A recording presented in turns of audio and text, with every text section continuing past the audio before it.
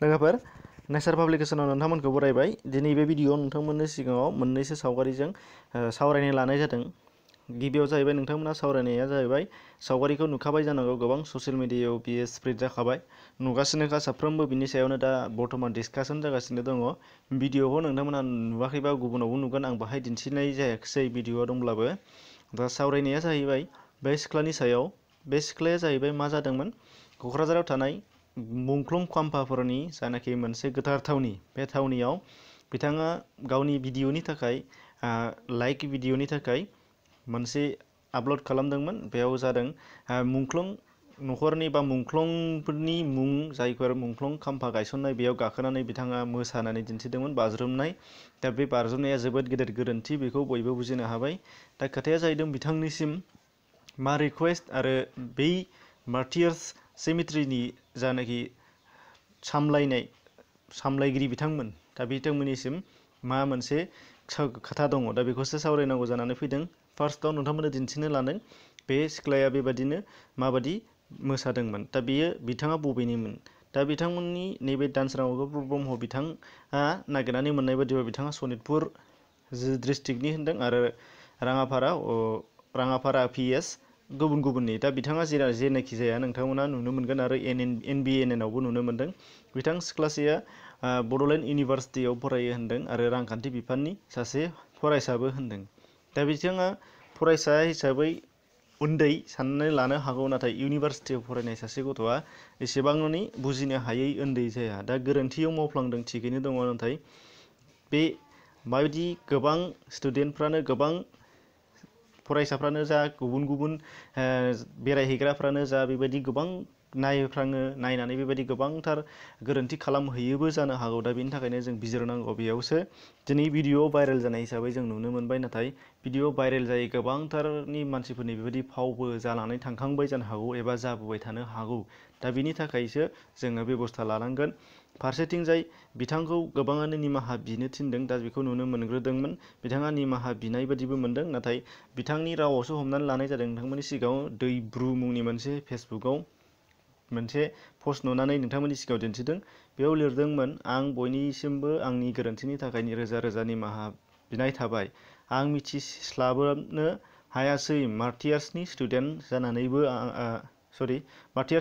जानानैबो आंनिनो गोरोन्थि जाबाय। मार्टियार्सनि मुसुखायाव गाखोनो मोना बेखौ आंबो मिथिस्लाबनो हायाखैमोन। अन्नानै आंखौ निमाहा होदो। आरोबाव उनाव आं बिदि खालामथारला। आंनि लोगोआ भिडिअ'खौ शुट खालामदोंमोन। आंनि लोगो आरो जों सानैखौबो अन्नानै निमाहा होदो। नाथाय बियो जेसेबांनाखि गोरोन्थि गिदिर मावदों, निमाहा बिनाया बिसिनिसिम दासिमबो सौहैयाखै। दा रिकुवेस्ट खालामनाया बे फार्स्टआव निमाहा बिनाया बेबायदि जानाय नङा। जेरै भिडिअ'खौ लाइभ खालामनो हादोंमोन गावनि फेसजों, बिथाङा लाइभ खालामनानैबो गावनि फेस बा महरजों मोजां आब्रुथियै निमाहा बिनांगोन। आरो बे निमाहा बिनाया रायजोफोरा जिहेतु गोरोन्थि नुनानै रायदों, रायजोफोरनि सिगाङाव निमाहा बिब्ला बे जाया। जाय मार्टियार्सखौ, जाय जायगायाव, जाय थावनियाव जाय मार्टियार्सखौ गोरोन्थि खालामहैदों, असनमान खालामहैदों, बै असनमान खालामनाय जायगायावसो बिथाङा रिकुवेस्ट खालामहैनांगोन, निमाहा बिहैनांगोन। जायनि मोखाङाव गालानानै फैदों बेनि मोखाङावसो निमाहा बिहैनायाबा मोजां जागोन। दा बेखायनो बेखौ बुंनो सानदों। आरो ओनसोलनि जायफोर नोंथांमोना दङ बेखौ बुजायनांगोन आरो बांद्राय हेरेसमेन्ट खालामनो नाङा। मोजां बुजायनानै निमाहा बिहोब्लानो बेयो सल्भ जागोन। दानिया बेजों लोगोसे रिएक्सनबो फैदों, नोंथांमोना नुनो मोनदों। बाहाय पेजआव नुनो मोनदों, नोंथांमोना नुदों। आं जोबोद दुखु मोनबाय दिनैनि दिनाव हारि आरो हादोरनि थाखाय जिउ गारनाय आंनि आफा मदाराम बसुमतारी आरो आंनि आदा देबा दांफाग्ला बसुमतारी आरो गोबां मुंख्लंफोरनि जिउआ बेसेन गैमारला होननानै मुंख्लं न'खरफोरनिफ्राय दुखु मोननायबो फोरमायहरबाय। बेनि थाखायनो बियो भाइरेल जाबाय आरो भाइरेलाव गोबां गोख्रैयै बियो दा सावरायजागासिनो दङ। दा बेफोरखौ दोनथ'दो सिख्लानि बादै। दा बे सिख्लासाया गोरोन्थि मावदों बेखौल' नुबाय, नाथाय बेबायदि नुयै गोबां जाथाय जानानै थांखांबायबो जानो हागौ एबा जाबोबाय थागोनबो जानो हागौ। दा बेनि थाखायनो आर'जआ बेसो, बड'लेण्ड मार्टियार्स सेमिट्रिखौ जायफोर बिथांमोना सामलायगासिनो दङ, बाहाय सामलायनायाव जेब्लाबो सान हर मानसि थानाया जोबोद गोनांथि दङ। आरो दिनैसिम जुदि दंबाय थाखायोबा बेखौ मोजाङै बेंनांगौनि थाखाय बिथांमोनहा मा होनो हाबाफारि लानांगौ, मोजाङै बेंहोनांगौ बेसो।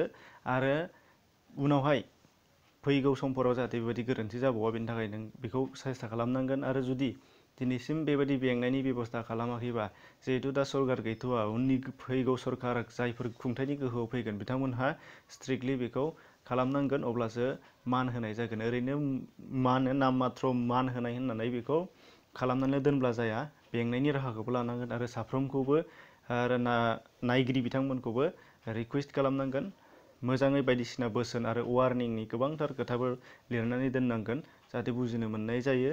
दा बेनि थाखायनो बेसो मेन खोथाया दा सालायनांगौआ।